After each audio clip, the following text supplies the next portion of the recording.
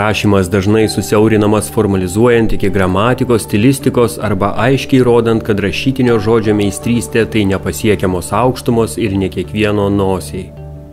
Tačiau dažnai užmirštama, kad viena iš svarbiausių kūrybinio rašymo teikiamų naudų yra tai, kad jis moko mokinius išsakyti savo tiesą, tai, ką jie jaučia, patiria, galvoja. Kūrybinio rašymo procesas tai atviras mokytojo ir mokinių tarpusavio bendravimas, bei nuoširdžios pastangos tobulinti savo kūrinius, nebijant pasirodyti stipriems ar silpniems, turintiems nuomonę ir abejojantiems. Kad mokiniai mokytųsi rašyti laisvai ir nepriklausomai, atrastų ir išsakytų savo tiesą, jaustų, ką reiškia būti rašytoju, rašymo procesas turi būti gerai apgalvotas, organizuotas ir struktūruotas. Viena iš tokių patogių struktūrų – kūrybinio rašymo dirbtuvės, kuriomis naudojasi ir pradedantys, ir patyrę rašytojai. Pristatome jums kūrybinio rašymo dirbtuvių procesą, nuo pasirengimo iki galutinio produkto kūrimo. Aš čia atvežiau du tokius skanėstus, saldus ir, kaip čia, rūgštus, ar ne, galima sakyti.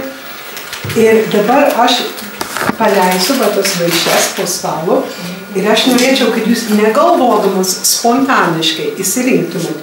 Aš apeisiu ir pasiūlysiu arba agurką, arba saldainį, įsirinksit spontaniškai, nediskutuokit, negalvokit, nekomentuokit. Tada aš norėčiau, kad jūs tą savo arba agurką, arba saldainį, kaip lėtai, jausdamos skonį, atkreipdamas dėmesį į skonį, suvalgytume, taip ramiai, tyliai, savo. Ir tada iš karto mes rašysim. Pasirengimas kūrybiniam rašymui. Tai informacijos rinkimo ir minčių sutelkimo etapas.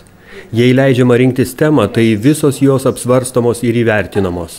Pavyzdžiui, kas yra įdomu, kokia tema daugiausia žinoma, turima patyrimo. Mokiniams dažnai sunku patiems nuspręsti, kokią temą rinktis, todėl mokytojas ir kiti mokiniai gali padėti apspręsti užduodami papildomus klausimus. Kartais kūrybinės mintis galima stimuliuoti, klausant muzikos, stebint paveikslą, žiūrint filmo ištrauką, valgant saldainį.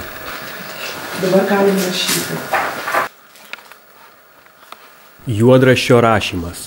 Šiame darbo etape nesistengiama pernelyg struktūruoti ar taisyti stiliaus, kalbos klaidų, nes tai blokuoja laisvą minčių tėkmę.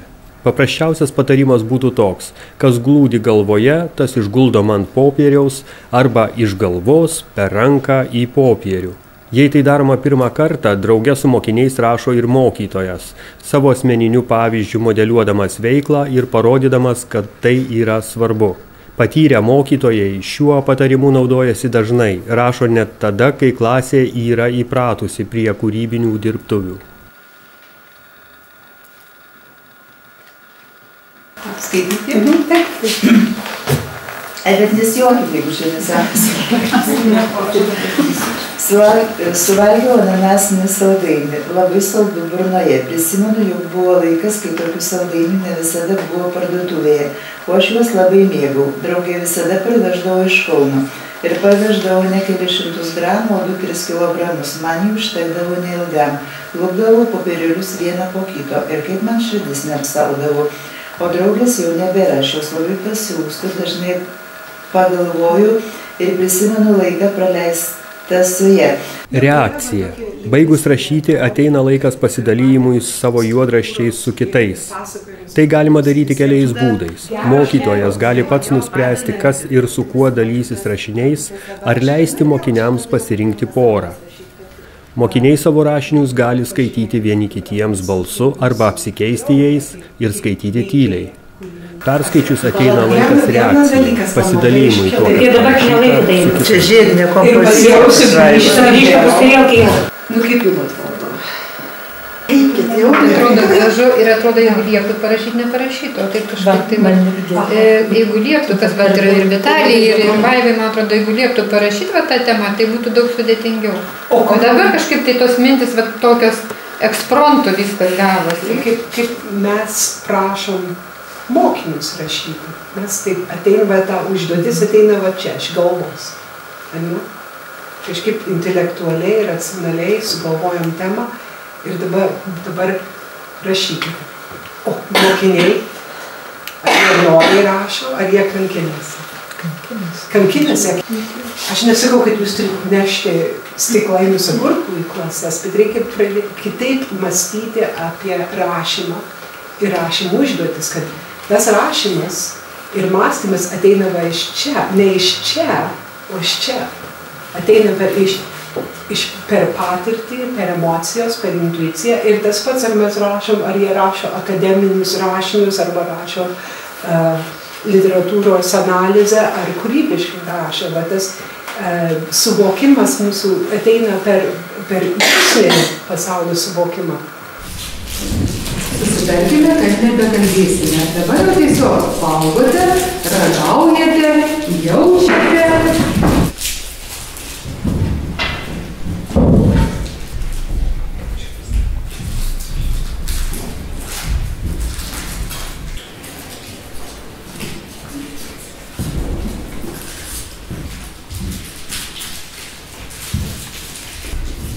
O dabar tiesiog rašome tai, kas šauna mums į galvą.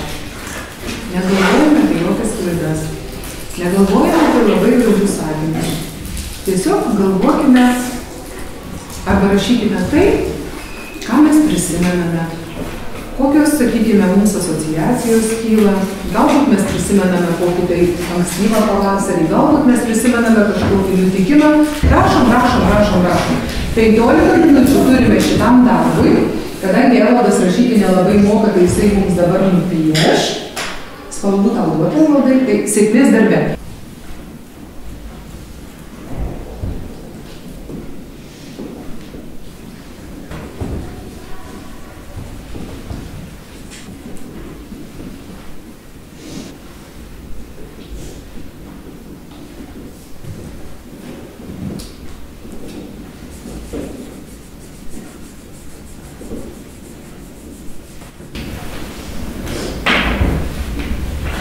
Na, jau visi. Gerai. Tai dabar antrasis mūsų darbo etapas. Mums reikėtų padaryti, perskaityti tai, ką mes parašėme čia pats, staiga, nemąstydami. Tiesiog. Kas nori pirmasis pasidžiaugti savo darbu? Ne. Kalbinam tave. Šis audinis man labai patiko. Nejučia nusikeliu vertėjančias Velykas ir gražiai išpuoštą stalą. Kokių gražių margučių ten esama. Pats skaniausias man visada būdavo išvendintas margutis, nes jį dalijasi visi šeimos nariai. Galbūt dėl to jis toks skanus. Taip pat labai skanus šokoladiniai margučiai, su blizgiais popierėliais. Popierėliai būna tokie brangus, kad gaila juos net suplėšti. Kai buvau mažesnė, lakštinau, kad nepažeisčiau popierėlio, tik nei karto nepavyko. Tačiau ir vėl grįžtu į klasę. Rankoje jau tuščias saldainio popierėlis. Jis toks skanus, kad norėtųsi kartoti dar ir dar. Ačiū. Juk labai gražus buvo tavo pastebėjimas ir tavo pavasaris. Juodraščio tobulinimas. Po pirmojo juodraščio aptarimo ateina laikas jo tobulinimui. Mokiniai atsižvelgdami į pastabas siūlymus taiso savo darbą ir rašo antrąjį juodraštį. Šiame etape darbas plėtojamas, tobulinamas, struktūruojamas, taisomas. Šį darbą galima atlikti arba klasėje, arba namuose. Taip, gerai. Visą tai labai pavasariška. Dar kas turite kokių minčių? Manyčiau, kad nepasisekė kai kas ir galvočiau, kad čia yra ir mano problema, todėl kad pati vaikams lyg ir nubrėžiau liniją. Lyg ir pasufleravau, apie ką jie turėtų kalbėti, o šito taip galvoju, kad neturėjau padaryti. Turėjau tiesiog prastai leisti suvalgyti saldainį ir nuspręsti, apie ką jiems reikėtų rašyti patiems. Gal vienam pavasaris, kitam ne pavasaris, visaip ten buvo tuose vaikų darbeliuose. Tai va, galvoju, kad šitas dalykas nepasisekė. Na ir taip pati dabar savo galvoju, kad galbūt dar šitą pamoką neturėjau kalbėti jiems apie žanrą, nors mes iš esmės su jais jau rašėme ir aprašymą, mokėmės jau rašyti pasakojimą. Ir kad stipresniai mano mokiniai, manyčiau, kad skiria šitų žanrus, Bet vis tiek galėjau dar, sakykime, leisti toms mintims susitupėti, susigulėti ir jau kitą pamoką galbūt šito imtis. Tai va, tokios, sakykime, man bent jau pasirodė problemos, va čia pat ir ant karštųjų, aš manau, kad galbūt tų kabliukų rasčiau ir daugiau. Tiesiog rimčiau dar apmąsčius ir apgalvojus, bet kol kas taip atrodo. Stengiuosi leisti jiems padaryti viską, ką jie nori padaryti. O rezultatai, nesitikiu jų sulaukti greitai, todėl kad manau, kad tai yra ilgas procesas ir kad vaikas turėtų pamažu link to eiti. Apturiu tam tikrą džiaugsmą šitaip su vaikais dirbdama. Dabar, kaip jūs visas puikiai suprantate, tai yra tik tai antras juodraštis. Mes dirbtuvėse nenorim analizuoti, bet tokį užbaigtą kūrinį, kuris jau yra užbaigtas, jau padarytas, kurį jau galima vertinti ir rašyti pažymį. Mes norim dirbti su juodraščiu, nes juodraštis dar yra besivystantis dalykas. Dabar procesas vyks šitaip. Jūs visos gausit po kopiją autorės kūrinio. Kol kas neskaitysit, nežiūrėsit. Autorė skaitys garsiai. Skaitys garsiai dėl dviejų priežasčių. Mes išgirstam kūrinį, mes priprantam prie ritmo, prie stilistikos. Mūsų pirminis santykis su kūriniu bus emocinis, mes reaguosim per emocijas, paskiau analizuosim, reaguosim per savo labiau loginį mąstymą, racionalų mąstymą. Tas pirminis santykis su kūriniu tiesiog yra va toks, tam, kad susipažinti. O autorė skaitys su pieštuku rankoje. Ir jeigu jinai skaitydama pajus, ar tai kalbos klaida, ar tai kažkur nuskambės falšyvai, čia gal per saldžiai parašiau, arba to nenorėjau pasakyti, arba dabar sugalvoju, bet tokią idėją galėčiau pridėti, jinai drąsiai rašo ant to juodraščio. Nes jai irgi yra tas procesas ir kada tas kūrinys, mūsų tas procesas buvo labai toksai uždaras, intimus, o dabar jis darosi viešas, mes dalinamės. Ir per tą dalinimo procesą labai daug pradedam atrasti apie kūrinį. Tada antrą kartą jūs visos skaitysit tyliai, pačios savo, ir skaitysit vėlgi su rašikliu. Ir aš norėčiau, kad jūs pabrauktumėt tas vietas, kurios jums patinka, kur jums atrodo, kad tiesiog pavyko. Kūrinys yra pavykęs, tiesiog jums patinka. Ir kad šalia parašytumėt, kodėl jums patiko tos vietos. Ir taip pat aš norėčiau, kad jūs pabrauktumėt tas vietas, kur jums atrodo galėtumėt pakeisti. Kažką pakeisti, pasiūlyti, praplėsti, patobulinti. Tai yra konstruktyvuoji kritika. Paskiau apeisim ratu. Ir kiekviena iš jūsų pirmą kartą jūs išsakot pozityvų komentarą. Kas pavyko? Vieną komentarą, vieną pozityvų. Ir mūsų autorė, nekalbėdama, tiesiog nekomentuodama, klausosi jūsų komentarų. Paskiau antrą kartą apeinam ratą ir tada antrą kartą jūs konstruktyvuoji kritika. Ką galima pakeisti, kas gal ne taip jau pavyko, kaip jūs norėjote. Ir tada paskutinis žodis yra teikiamas autoriai, jinai gali pasisakyti, paklausti, padėkoti. Ir tokiu būdu procesas pasibaigia. Ir tada mes jai gražinom visos tos lapus su komentarais, jinai tos lapus parsineša namo, skaito komentarus ir jau kūrė savo galutinį variantą ir sprendžia, kurie komentarai jai yra naudingi, kas jai padės išvystyti kūrinį, kokie komentarai gal jai ne tokie jau naudingi. Ir iš esmės mes jai padedam išvystyti temą, mes jai padedam eiti į gilumą. Burnoje vaikystės skonis. Kai buvome mažos, net ir ananasiniai buvo deficitas. Jų paragaudavom tik per šventes. O dabar, ką ir bekalbėti, kasdien mirga, vilioja, gundo visokiausie saldumynai, gardumynai, tik turėk už ką jų nusipirkti. Gal todėl ir dabartiniai vaikai taip nevertina šventės, kaip kad mes, būdami maži. Visuomet taip yra, kai ko nors turi lygi valiai, tuomet ir nevertini, ir nesidžiaugi. ir negalvoji, ką tau ar kitam tai reiškia. Reakcija į patobulintą variantą. Klasėje mokiniai savo tekstą skaito garsiai visiems. Skaitant balsu išryškėja taisytinos vietos, kurias sunku pastebėti rašant. Skaitydamas garsiai prieš kitus, mokinys patiria savo kūrinį visai kitaip. Skaitymas prieš auditoriją rašytojo ir klausytojo santykiams suteikia nuoširdumo. Jeigu jam tam tikras kūrinio aspektas nuskamba dirbtinai, jis išgirs ir turės progą koreguoti.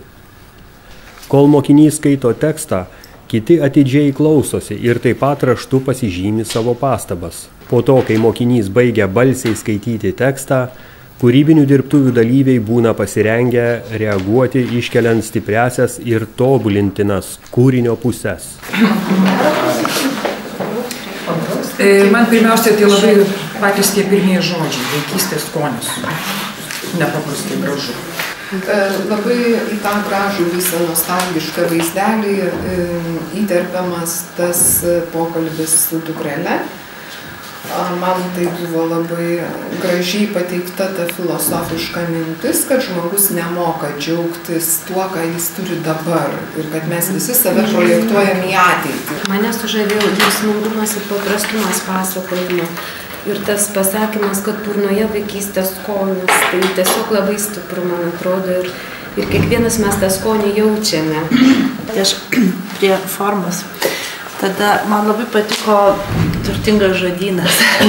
Sako, kasdien mirga, vilioja, gundo visokiausi saldumynai, gardumynai. Tie 3 žodžiai parodo visą tą santykį dabartinio vartotojiško gyvenimo. Sakinio ritmas pabrėžia, kad iš vienos, iš 2 skemenių gundo, vilioja. Taip, mirga, vilioja, gundo. Ir tie saldumynai, gardumynai, tas gyvenimo toks platus. Na ir dar vienas, ką visą laiką vaikams sakau, kažkada dėstytojas sakydavo, jeigu Veronika išėjo karvių melžti, tai nuištuvę jinai pametė, bet po to grįžo pasiėmė. Tai niekas nepamirštama. Tai čia autorės darbe pradėjom nuo žodžio vaikystė. Pirmas sakinys ir paskutinis sakinys taip pat su žodžiu vaikystė. Taigi mes grįžome grįžti. Tik tada, kai visi kūrybinių dirbtuvių dalyviai išsako savo pastabas, savasias pateikia mokytojas. Šiam gyvenimo ritmą, gyvenimo ciklą per struktūrą prasideda taip nuo vaikystės. Pateikęs savo pastabas, mokytojas apibendrina išsakytus komentarus ir paskatina diskusiją. Paprastai kūrybinių dirbtuvių dalyvių mintys ir nuomonės būna prieštaringos. Tai puiki proga mokiniams padiskutuoti. Ir pirmas sakinys man labai patiko. Na va tokia, kaip aš jaučiu, kad jinai sėdi šalia manęs ir pasakoja prie kavos puodelio. Va iš karto tas intimumas, iš karto aš esu įtraukta į tą istoriją labai asmeniškai, per emocijas. Burnoje vaikystės skonis. Čia geriau nepasakysim. Aš labai skatinčiau jūs praplėsti šitą temą, bet jūs labai teisingai supratot, kad tas grupinis darbas yra paskata toliau dirbti pačiam. Ir jūs galite kaip po įrankį naudoti savo klasėse. Pradedant tokį darbą klasėje, mokiniai įgauna tokį įkvėpimą, paskui jie pareina namo ir jie jau dirba, kiek valandų jiems reikia savarankiškai ir atneša darbo produktą į mokyklą. Redagavimas. Galutinio varianto rengimas. Antrojo juodraščio rašymo metu ne tik gludinamos mintys, bet ir sutvarkoma teksto struktūra, taisomos klaidos. Šiame etape darbai trumpinami arba išplečiami, vienodinamas stilius, peržiūrima kalba ir panašiai. Redaguojant tekstą galima iš anksto parengti taip vadinamą korektūros ar klaidų kontrolinį lapą, kuriuo būtų galima remtis taisant antrąjį juodraščio variantą. Viešinimas, publikavimas. Tai paskutinysis kūrybinių dirbtuvių etapas. Tai viešas galutinio produkto rašto darbo pristatymas. Mokiniai turi būti iš anksto perspėti, ar jie rašo tik savo, ar reikės rašto darbų pasidalinti su kitais, ar bus jų darbai publikuojami. Viešas darbų pristatymas ir eksponavimas yra labai svarbus akstinas mokiniui tobulinti savo kūrinį ir pajusti savo darbo reikšmingumą bei vertingumą, o kartu ir atsakomybę už jį. Labai dažnai tai būna pats didžiausias įvertinimas ir paskata toliau rašyti. Kiekvienas mokinys turi ką parašyti ir gali įdomiai parašyti. Suvokus, kad jų rašymas yra įdomus ne tik jiems patiems, kad jis yra vertinamas, atsiskleidžia rašančiojo asmenybė, stiprėja savivertė, tobulinami rašymo ir skaitymo gebėjimai.